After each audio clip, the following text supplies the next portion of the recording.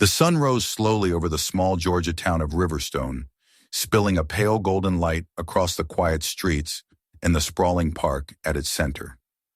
The morning air was crisp and sweet, carrying the faint scent of dew and freshly cut grass.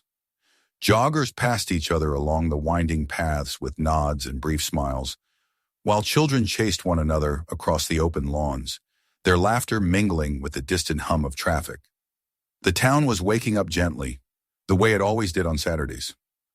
At the far end of the park, near a shallow pond bordered by willows, 6-year-old Malik Johnson crouched in the grass, his face lit with the kind of concentration only children possess. A bright red toy airplane rested in his hands, its plastic wings gleaming in the sunlight. He drew it back, whispered something to himself, and launched it into the air. The plane caught a light breeze, glided for a few graceful seconds, and then dipped into the grass a few feet away. Malik burst out laughing, running after it with bare knees and muddy sneakers. Across the path, his father, Captain Marcus Johnson, kept him in sight as he jogged along the outer loop. His breathing was steady, rhythmic, and controlled, the product of years of discipline. The navy blue t-shirt clung to his shoulders, dark with sweat. Every few seconds his eyes flicked toward his son, scanning the area out of habit. Even in the safety of a suburban park, his mind worked like a cop's alert, assessing, always measuring the potential for danger. But when his gaze landed on Malik, his expression softened. The boy was his anchor, his reminder that life was more than policies, more than patrols and late-night reports. The park was a small slice of peace in an otherwise turbulent world. Over the past few months, Marcus had felt the weight of his badge more heavily than ever. The news was filled with division protests, accusations, the endless debate about who the police were meant to serve and protect. As a black police captain in a southern department, he lived between two lines every day. He learned to navigate it with patience and restraint, but that balance had come at a cost. Not far from the jogging trail, Officer Brian Keller moved in the opposite direction, Titan's leash wrapped tightly in his hand. The German shepherd trotted beside him, muscles tense beneath a shiny coat, eyes scanning the world with animal vigilance. Keller had been up since dawn, his thoughts circling like restless dogs in his own mind. 8 years on the force, and lately he felt as though everything he believed about the job was slipping away. There was a time when he felt proud pulling on the uniform, when people nodded in respect instead of turning their eyes away. But things had changed. Now he felt watched, judged, stripped of dignity by strangers with cameras who didn't know what it meant to walk his beat.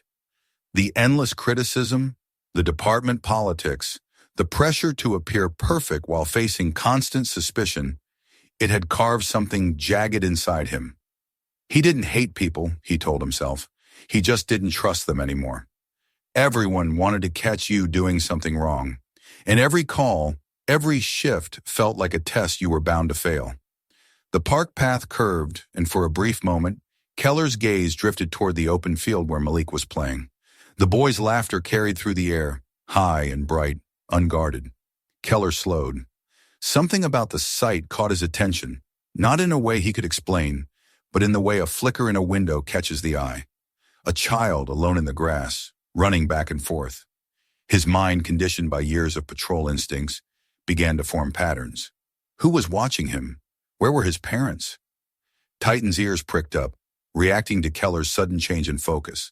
The dog gave a low, curious whine. Keller's jaw tightened. He glanced around, scanning the nearby benches and trails, but didn't immediately see Marcus from his angle. The scene unsettled him. In another part of town, in another context, he might have called it in. Something about the boy's freedom, his carelessness, his laughter. It gnawed at the unease that had been building in him for months. He took a step closer to the field. Titan matched his stride. Keller's fingers tightened around the leash. His thoughts blurred into a tangle of justifications. He wasn't doing anything wrong. He was just checking, making sure everything was fine. Across the park, Marcus slowed his pace, wiping sweat from his brow. He looked toward the hill and saw Malik waving the airplane again, calling out to no one in particular, his joy as pure as sunlight. Marcus smiled faintly and began to circle back toward him, cutting across the grass. He was halfway there when something in the air shifted, a change in sound, a tension that wasn't there before.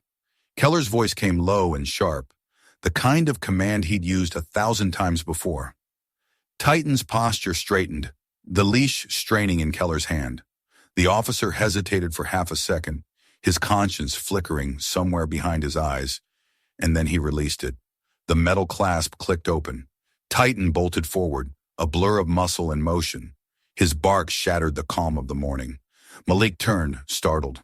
The red airplane slipped from his hands as he froze, eyes widening. Before he could move, the dog was upon him, knocking him to the ground. The sound of his cry tore through the park.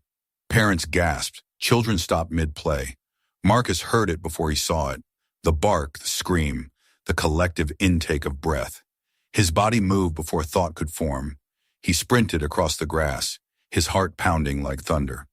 The world narrowed to the sight ahead. His son pinned beneath the weight of a police dog, small arms flailing, the animal's teeth flashing inches from his face. People began shouting. Phones were raised. Someone screamed for help.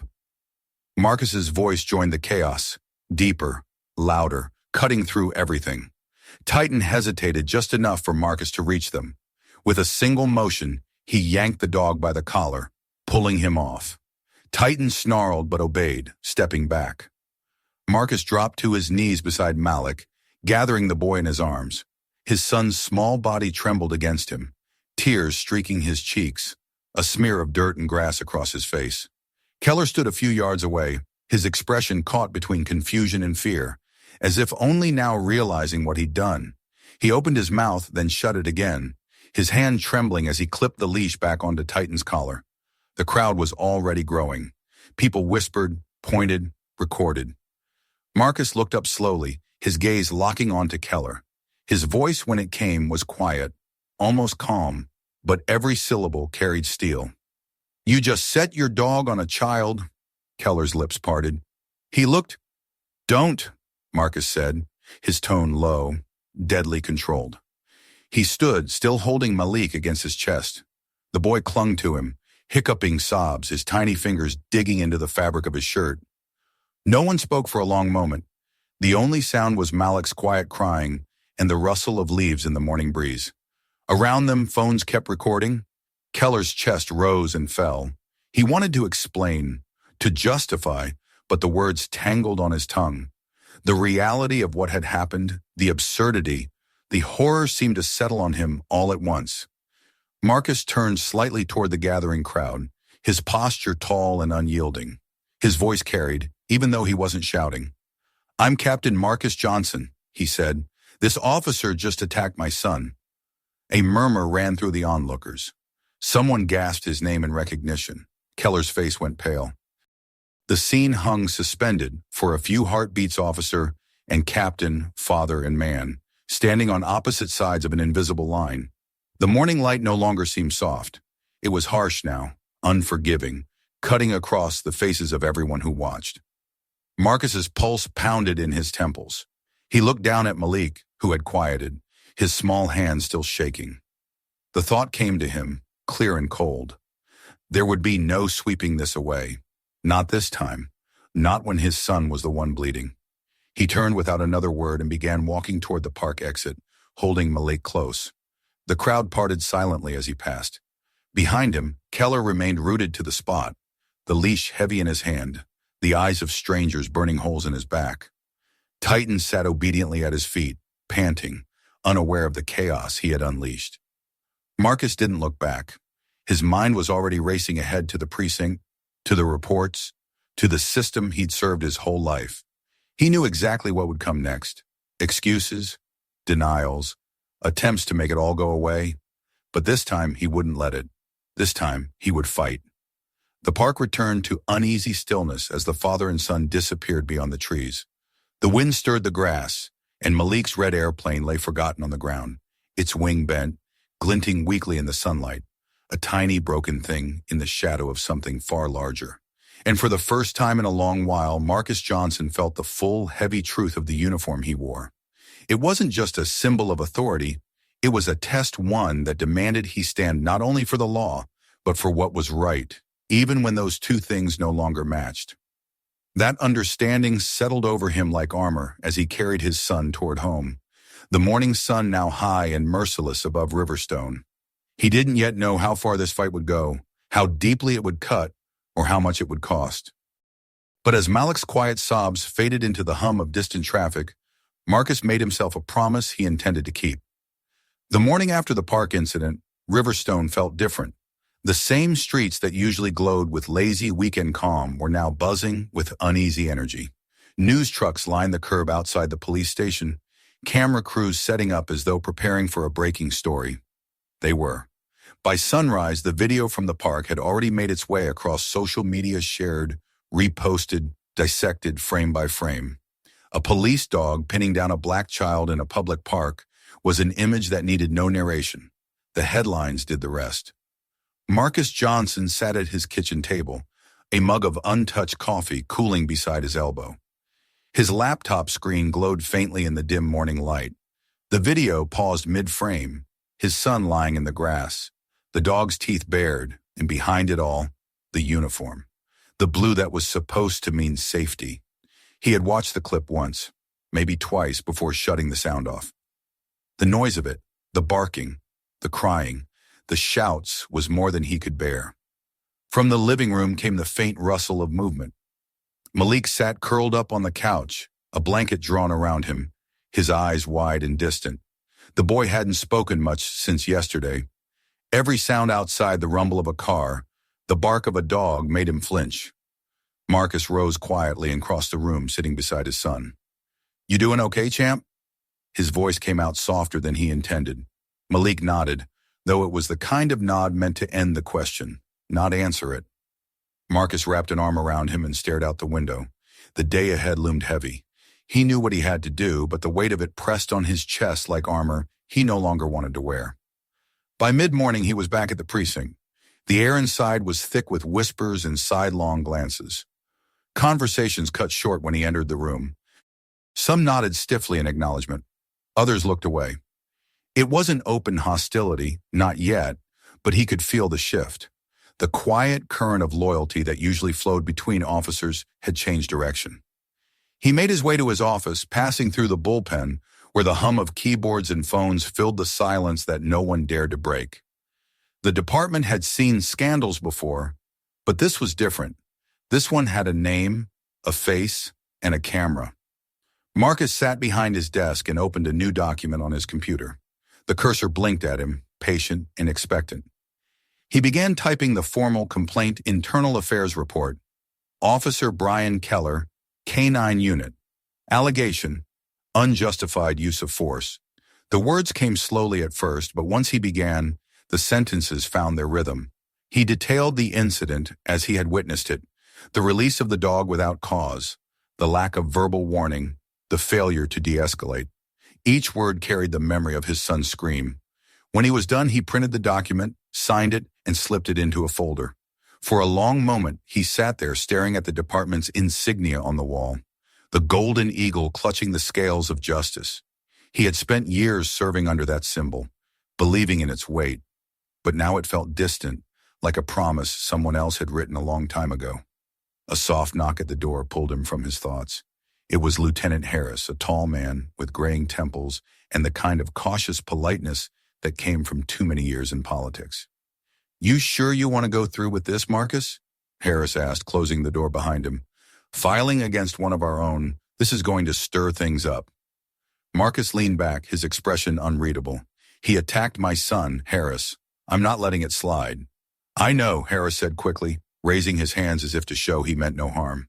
"But Keller's got friends higher up. His union rep's already making calls. They'll spin this. You know how it goes." Marcus exhaled slowly. "Then let them spin. I've got the truth." Harris hesitated, then gave a small nod. "Just watch your back." When the lieutenant left, Marcus sat in silence for a while, the hum of fluorescent lights filling the room. He knew Harris was right. This wouldn't just be an investigation. It would be a war of perception. Truth mattered, but in his line of work, politics mattered more. By noon, the story had reached every major news outlet in the state. The footage from the park ran in endless loops on television, overlaid with commentary, outrage, and speculation. Protesters had already begun gathering outside City Hall. Signs demanding accountability waved in the morning breeze. It wasn't just about Malik anymore. It was about every headline that had come before, every name, every story that looked too familiar. At the same time, the department's official statement hit the press. The Riverstone Police Department is aware of the incident involving Officer Brian Keller and is conducting a full internal review. We ask the public to withhold judgment until all facts are established. The same sterile language used in every scandal, the kind that meant nothing. Across town, Keller sat in his living room, his hands gripping a can of beer, the TV volume low. His wife had taken their daughter to her mother's house for the weekend. He didn't blame her. The phone had been ringing nonstop, reporters, colleagues, the union. His name was everywhere now, his face plastered under headlines that painted him as a monster. He watched the footage again, replaying the seconds that changed everything. It looked worse each time. The dog, the boy, the chaos. He remembered the moment, the sun in his eyes, the heat on his neck, the tightening in his chest when he saw the kid alone.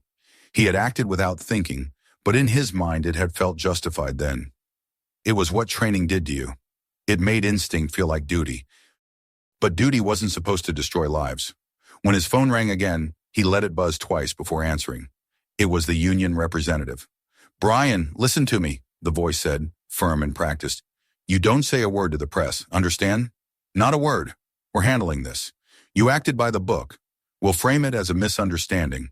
The department can't afford another PR nightmare. They'll want this contained." Keller rubbed a hand over his face. "He was a kid," he muttered. "Doesn't matter," the rep cut in. "You followed procedure. That's the line. Don't deviate." He hung up without replying. His reflection in the dark TV screen looked older, harder. For the first time in years, the badge on the coffee table beside him didn't look like honor. It looked like a weight. Back at the station, Marcus finished his day behind closed doors, fielding calls from internal affairs in the chief's office. The chief's voice, usually smooth and measured, carried tension this time. "We'll review your complaint, Marcus," he said, "but let's be realistic. We're under the microscope right now. One wrong move, and the department's reputation takes another hit." Marcus couldn't stop the bitter laugh that rose in his throat. "Reputation? My son was attacked by one of our officers, Chief. If that's what ruins the department, then maybe it's time it was ruined." There was a pause on the other end. Then, in a quieter voice, "You know how these things work. Keep it professional." Professional. The word hung in Marcus's mind long after the call ended. Professional was what they said when they wanted you to stay quiet. He left the precinct that evening to find a small crowd gathered outside, activists holding signs, reporters shouting questions, the hum of microphones and cameras. Someone recognized him as he stepped into the sunlight. Voices rose, questions overlapping. "Captain Johnson, are you pressing charges? Was your son seriously hurt? Do you believe race was a factor?" He didn't answer. Not yet. He simply walked past them, the noise falling away behind him. At home, Angela waited on the porch, her arms crossed, her face a mask of worry. She had watched the news. Everyone had. Malik was inside, asleep finally, though his rest was uneasy. "How bad is it?" she asked as he climbed the steps. "Worse than I thought," Marcus said. "They're already circling the wagons." She sighed, rubbing her temples. "You know they'll come after you next. They'll try to twist it, make it about you." "I know." "Then be ready," she said, her voice steady. "You can't fight them on emotion. You fight them with proof." He met her gaze and nodded slowly. She was right. He couldn't let anger lead him. He needed facts, evidence, witnesses. The truth had to speak louder than his fury. That night, when the house was quiet, Marcus sat alone in his office at home. On his desk were two things: his son's bent red airplane, retrieved from the park by a stranger, and the official incident file he'd printed earlier. The airplane's plastic wing was cracked, barely holding together. He turned it over in his hands, tracing the fracture line with his thumb. He thought of the oath he had taken years ago to serve, to protect. He'd repeated those words so many times they had become muscle memory, but now they felt different. Now they had a cost. He set the airplane down beside the folder, Outside, the distant rumble of a news van echoed through the night. Somewhere in that darkness, the story was still spreading, gathering voices of outrage, of doubt, of debate. Marcus leaned back in his chair and closed his eyes. The fight had begun, and there was no turning back. He didn't yet know how ugly it would get, how many would try to silence him, or how far the ripples from that single morning in the park would reach. All he knew was that his duty to his son, to his badge, to the truth had never felt heavier or more necessary. The days that followed blurred into a heavy fog of tension. Riverstone, once a town defined by routine, had become a place humming with whispers and uneasy glances. The police station, where Marcus Johnson had spent most of his adult life, no longer felt like a second home, but a battlefield waiting to erupt. Every hallway conversation stopped when he passed. Every nod of acknowledgement seemed forced. He could feel the weight of judgment pressing from every direction. The investigation was now official. Internal Affairs had confirmed receipt of his complaint, and the first interviews were being scheduled. The department's public relations office issued another carefully worded statement promising a fair and impartial review. But Marcus knew better. He had seen too many of these investigations fade into nothing reports that ended with phrases like insufficient evidence or no violation of policy. This time, though, he refused to let it be buried. That morning, as he parked his car outside the precinct, he noticed something new, a protest forming across the street. Dozens of people had gathered, holding signs that read, "Justice for Malik," and "No child is a threat." Cameras clicked and reporters spoke into microphones, their voices overlapping in a steady murmur. The image filled Marcus with conflicting emotions. Gratitude for the support, sorrow that his son's fear had become a rallying cry for strangers, and apprehension, knowing that every protest only deepened the divide inside the department. Inside, the atmosphere was suffocating. Conversations dropped to whispers when he entered the bullpen. Some officers avoided his eyes altogether, pretending to be busy. Others met his gaze with something between pity and resentment. Marcus was used to respect, even deference, but now he was treated like an outsider, a threat to the brotherhood that had once embraced him. Lieutenant Harris stopped him near the break room, his expression tired. "They're saying Keller's talking to the union again," he said quietly. "They want to paint this as personal say. You're going after him because of some old departmental tension." Marcus exhaled slowly. "Of course they do. If they can't defend what he did, they'll try to question why I'm doing this." "You know how these things work," Harris said. "Perception becomes truth. Be ready for it." "I'm already there," Marcus replied. He made his way to his office, closing the door behind him. On his desk lay a stack of reports, none of which mattered as much as the file he was building. Witness accounts from the park, the video footage, statements from those who had been there. Each document was a piece of a puzzle he refused to let anyone dismantle. That afternoon, the department's internal bulletin sent out an announcement. Officer Brian Keller would be placed on administrative leave pending the outcome of the investigation. It was a temporary measure, but the reaction was immediate. Some officers applauded it quietly. Others muttered that it was political theater. Marcus overheard fragments of conversation as he passed. Phrases like, "He's throwing one of us under the bus," and "He's letting the mob run the department." The brotherhood was fracturing, and Marcus knew he was the crack at its center. Meanwhile, Keller spent his days in isolation. The house was quiet, his wife still gone with their daughter. The blinds stayed drawn. The phone, once an instrument of routine calls and camaraderie, now buzzed only with numbers he didn't recognize. The few friends who called spoke in hushed tones, warning him to stay silent, to let the union handle everything. But silence didn't bring peace. It brought echoes of the bark, the scream, the crowd's horrified gasps. He tried to convince himself he'd been right. The boy had been alone, vulnerable. What if something had been wrong? What if he'd ignored it and it had turned out worse? But deep down, even Keller knew that wasn't true. He'd acted on impulse, not reason, and now that impulse was tearing his life apart. The department called him in for an interview with Internal Affairs. He arrived wearing his uniform, though it felt heavier now, as though the badge itself was judging him. The questions came in measured tones. Why had he released the dog? What threat had he perceived? Had the boy done or said anything suspicious?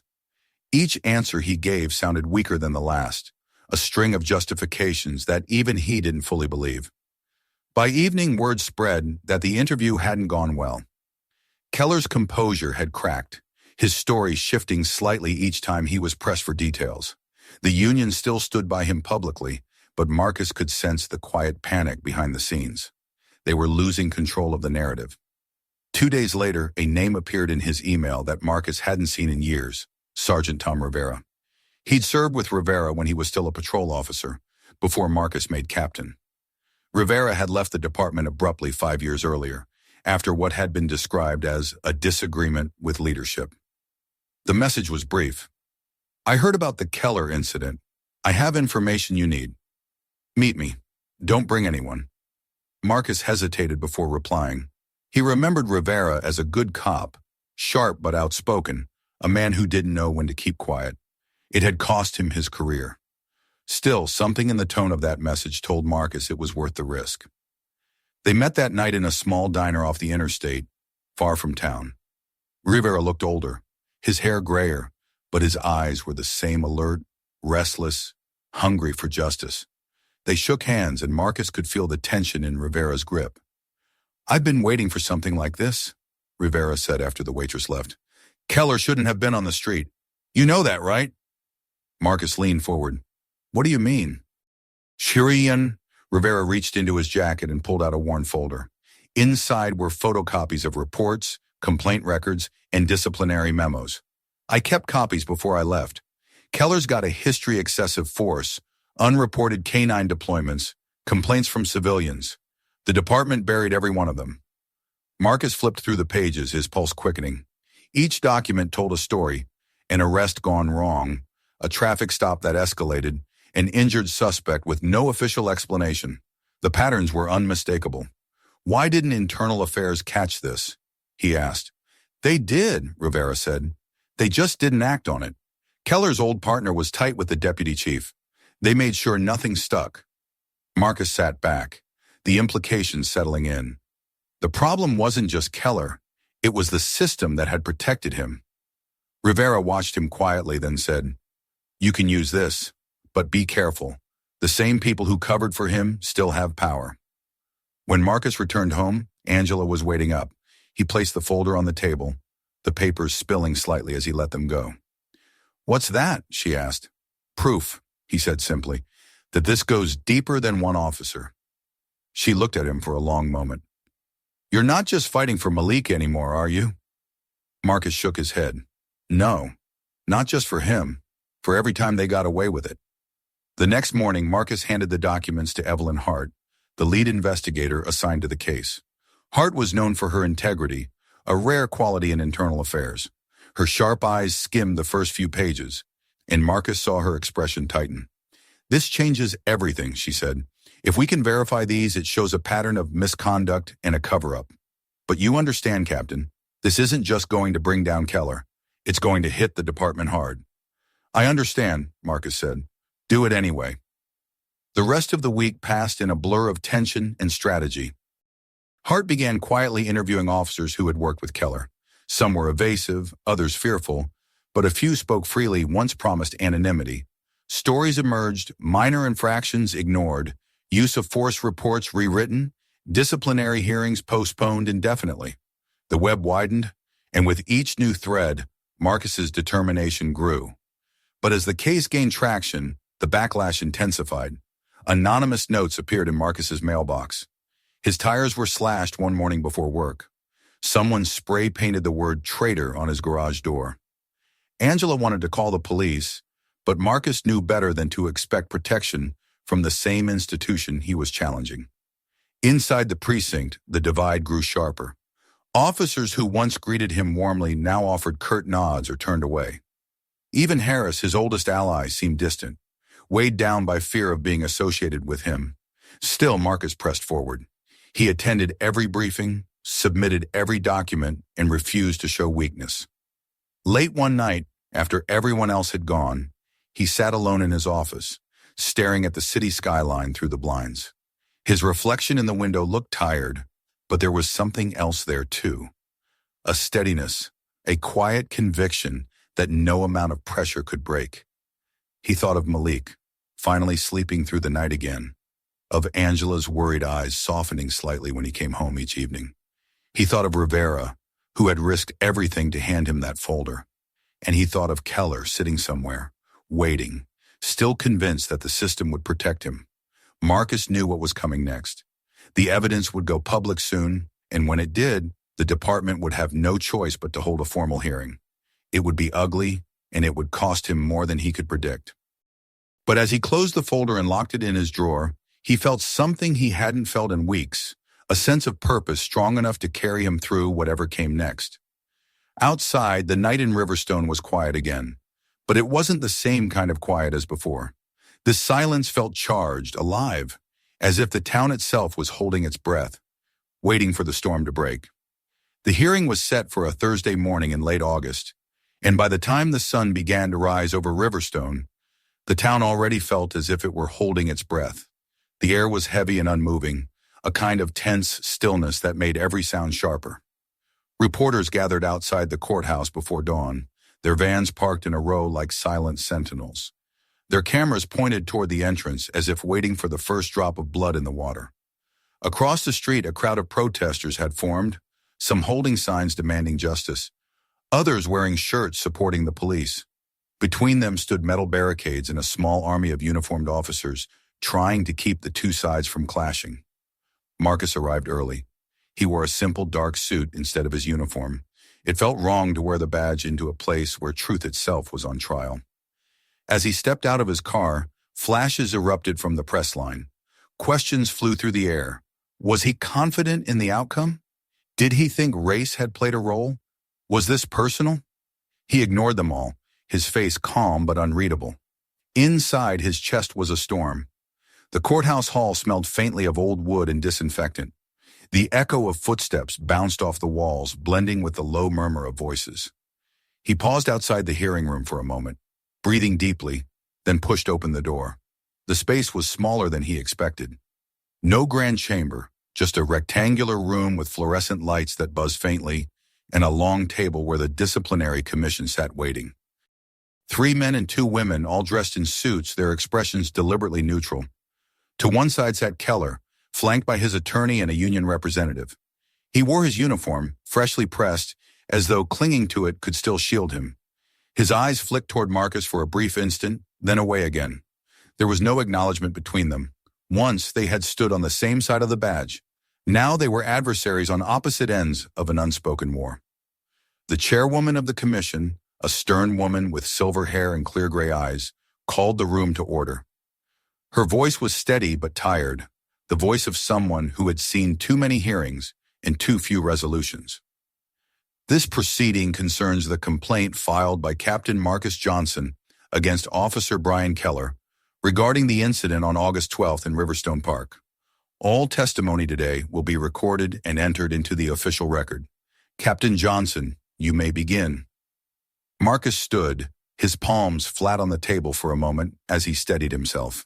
He began to speak slowly, carefully, recounting the events as they had happened. His tone was calm, measured, professional, but underneath every word pulsed the memory of Malik's cries.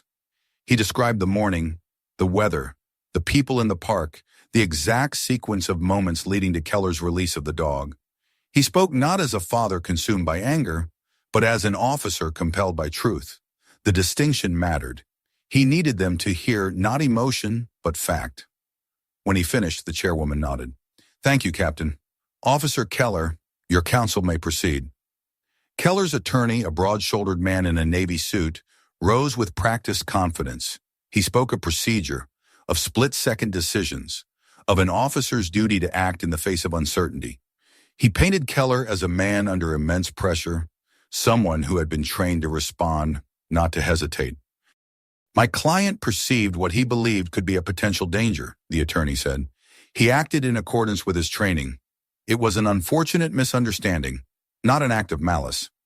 Marcus watched Keller closely during the speech. The man's face remained still, but his jaw tightened slightly at the word misunderstanding. There was no misunderstanding. There was only a choice, and it had been the wrong one. When the defense finished, Evelyn Hart from Internal Affairs took the stand. She was calm, methodical, and precise, her testimony as sharp as the lines of the file she carried.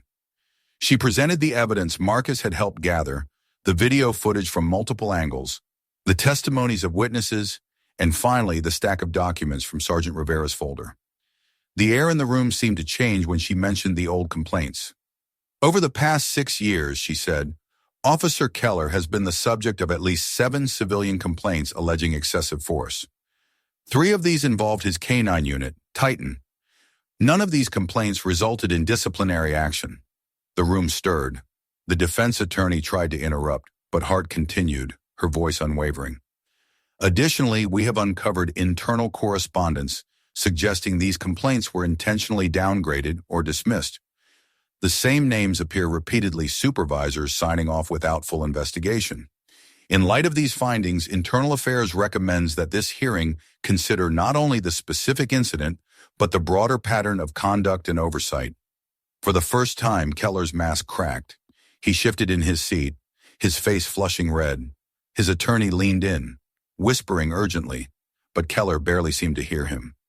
Marcus could feel the tension climbing, every heartbeat echoing in his ears. This was the moment he had fought toward the truth laid bare under the light. Yet as he looked at Keller, he didn't feel triumph. He felt the weight of the entire system pressing down on both of them. The questioning dragged on for hours. Witnesses from the park testified, each one describing what they had seen, the dog lunging, the boy's screams, the officer standing still. Some spoke shakily, others with anger, but all told the same story. The defense tried to pick apart their accounts, suggesting inconsistencies, but the video made their arguments crumble. When Keller was finally called to speak, the room fell silent. He stood, his shoulders squared, his voice rough. I made a judgment call, he said. I thought something was off. I didn't mean for anyone to get hurt. The chairwoman asked, what did you see that made you think the child was a threat? Keller hesitated. The silence stretched. He was, alone, running, looking around. I thought maybe he was lost or something was wrong. I didn't think. He stopped himself, shaking his head. It happened fast. It was a weak defense, and everyone in the room knew it. The chairwoman pressed further. Did you issue any warning before deploying your dog? No, Keller admitted quietly. Did the child or anyone else display aggression toward you? No. Then what protocol were you following, Officer Keller? Keller didn't answer. His attorney objected, but the question hung in the air like a verdict already spoken. Outside the building, the crowd swelled as word spread that the hearing was reaching its climax. Reporters streamed updates, their voices overlapping with chants from the protesters. The walls of the courthouse seemed to vibrate with the noise of a town divided. Back inside, Hart delivered her closing remarks. The uniform does not excuse recklessness, she said firmly. It demands accountability. When we fail to hold ourselves to that standard, we lose the very trust that gives this badge meaning. When it was Marcus's turn to speak one last time, he rose slowly. His voice was steady, though his throat burned. I have worn this uniform for 23 years, he began. I've seen good men and women risk everything to serve this community, but service means nothing if it doesn't come with responsibility. My son will carry what happened to him for the rest of his life. So will I. But I'm not here out of anger. I'm here because we owe it to every person we're sworn to protect to be better than this. He paused, his eyes sweeping across the room. Justice isn't about punishment. It's about truth. And the truth is that we failed not just my family, but this entire community. The question now is whether we have the courage to admit it. When he sat down, the room remained silent. Even the reporters at the back stopped typing. The chairwoman thanked him, then recessed the hearing for deliberation. Keller slumped in his seat, staring at the table as though the grain of the wood might offer him escape. Marcus leaned back, exhausted, his hands trembling slightly. It took more than an hour for the commission to return. When they did, the chairwoman's expression was grave. After reviewing the testimony and evidence, the commission finds Officer Brian Keller in violation of departmental conduct policies, including the misuse of his canine unit and the failure to adhere to engagement protocol. Effective immediately, Officer Keller is terminated from his position without eligibility for reinstatement. Furthermore, the case is being referred to the district attorney for potential criminal review. The words hung in the air like the toll of a bell. Keller's attorney muttered an objection, but it was meaningless. The decision was final. Keller sat motionless, staring straight ahead, his face pale and hollow. Outside, when the doors opened, the crowd erupted, cheers from one side, angry shouts from the other. Reporters surged forward as Marcus emerged, microphones thrust toward him. He stopped for a moment, looking out at the sea of faces, the chaos, the noise. Somewhere in that mass of people, he caught sight of Angela holding Malik's hand near the edge of the crowd. His son was watching him, small but steady, eyes wide with understanding. Marcus walked down the courthouse steps toward them. The cameras followed, the voices chasing him, but for once he didn't hear any of it. He reached his family and knelt down, pulling Malik into his arms. "It's over," he whispered. "It's done." Angela's hand rested on his shoulder. "You did what you had to," she said quietly. "You did what was right." As they walked away together, the sound of sirens echoed faintly in the distance, blending with the roar of the crowd. The line between justice and order had been drawn, and Marcus knew the fight wasn't truly over. There would be backlash, politics, and bitterness. But for the first time in weeks, he felt something close to peace. The sun was beginning to set as they reached their car, the light spilling across the city in long, warm streaks. The courthouse behind them glowed in that fading light, a reminder that truth, no matter how deeply buried, had a way of coming to the surface. And though the system itself was far from redeemed, something within Marcus shifted an understanding that courage was not the absence of fear, but the refusal to surrender to it. He looked down at his son, who had finally begun to smile again, and realized that this fragile, fleeting sense of justice was enough to keep fighting for. The days that followed the hearing were quiet in Riverstone, but it was not the peaceful kind of quiet. It was the stillness that comes after a storm, when the air still carries the scent of thunder and the world hasn't yet decided what comes next. The courthouse steps that had been filled with shouting voices were now empty, the signs discarded and the news vans gone. Yet in every coffee shop and street corner, people were still talking. The story of what had happened between Marcus Johnson and Brian Keller had spread far beyond their town, igniting conversations that refused to fade. For Marcus, the aftermath felt strange. Justice had been served, or at least a version of it, but victory brought no sense of celebration. He returned to work 3 days after the hearing, walking through the precinct's front doors with the same steady pace he always had. Yet everything about the place felt different. The chatter stopped the moment he entered. A few officers nodded politely, but their eyes told the truth. Some respected him, others resented him. In the locker room, he overheard whispers words like traitor and political, spoken just loud enough for him to catch. He didn't respond. He had expected worse. Chief Wallace called him into his office that afternoon. The older man sat behind his desk, rubbing his temples as if trying to ease a headache that had no end. "You understand the situation we're in?" he said finally.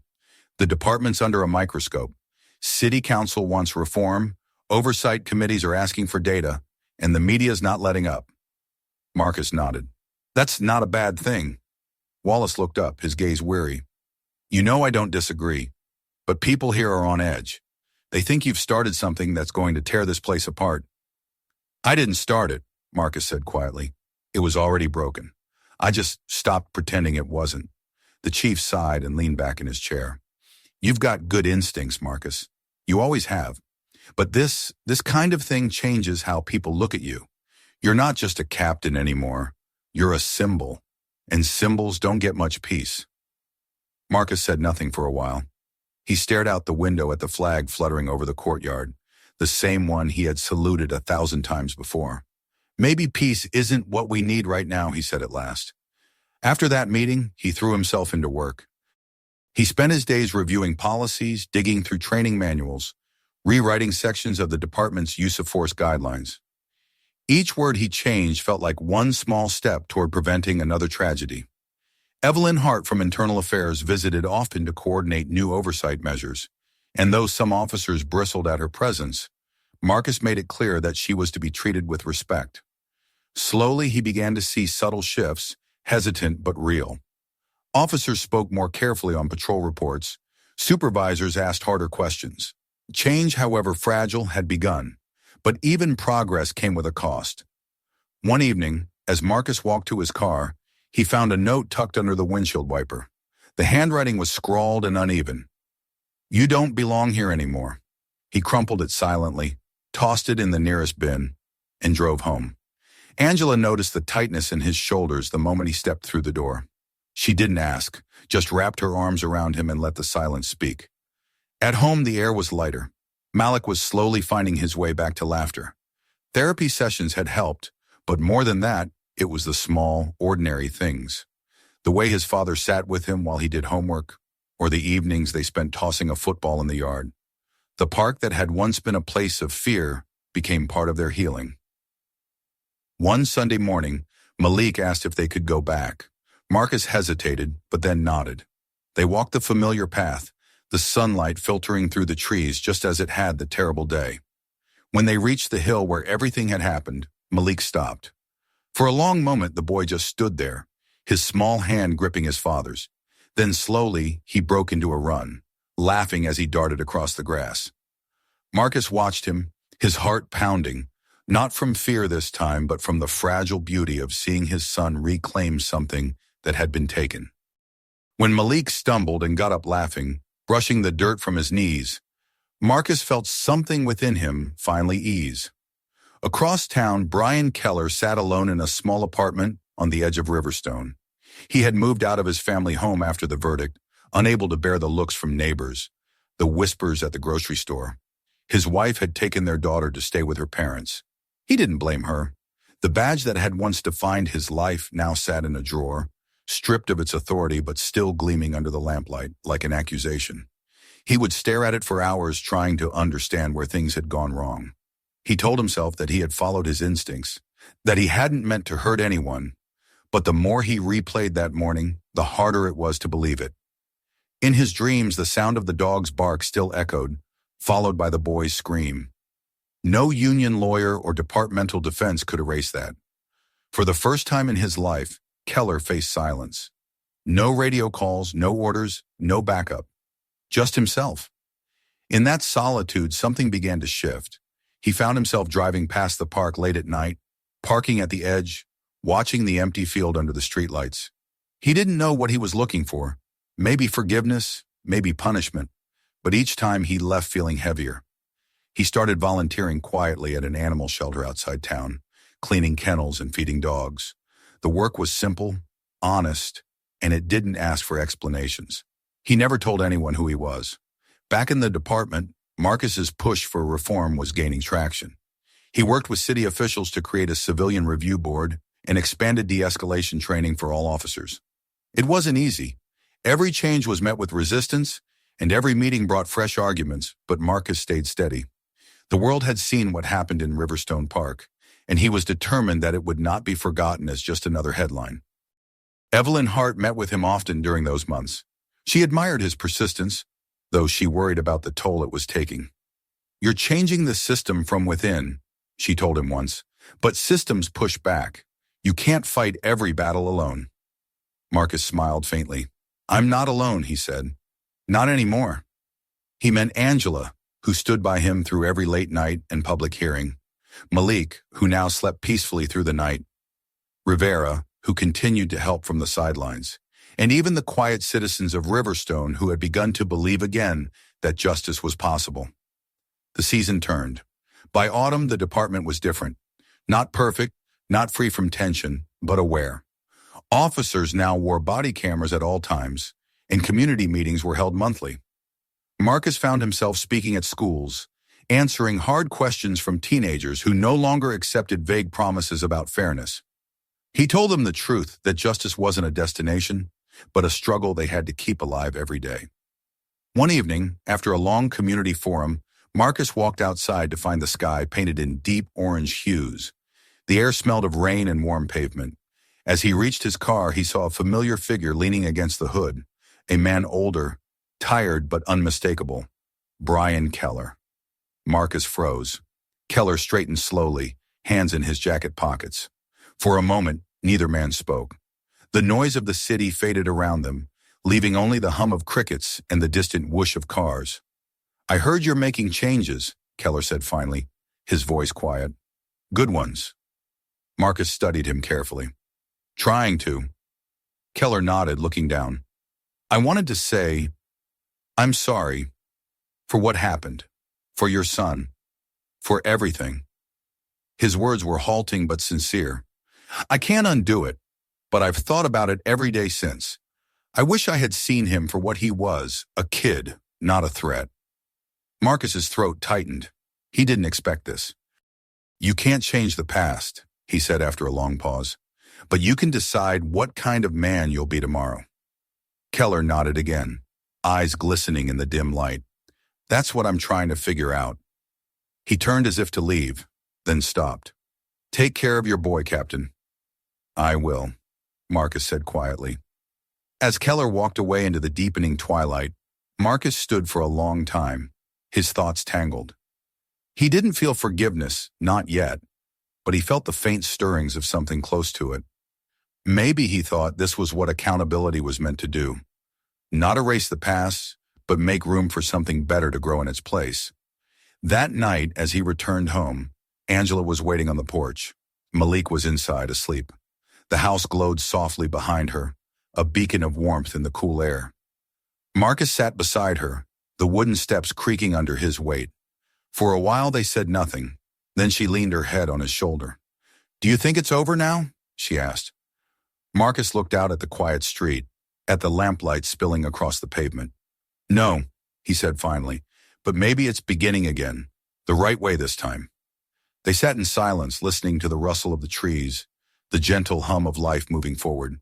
And in that stillness, for the first time in a long while, Marcus allowed himself to breathe freely. The pain hadn't disappeared, but it had transformed into purpose, into strength, into something he could carry without breaking.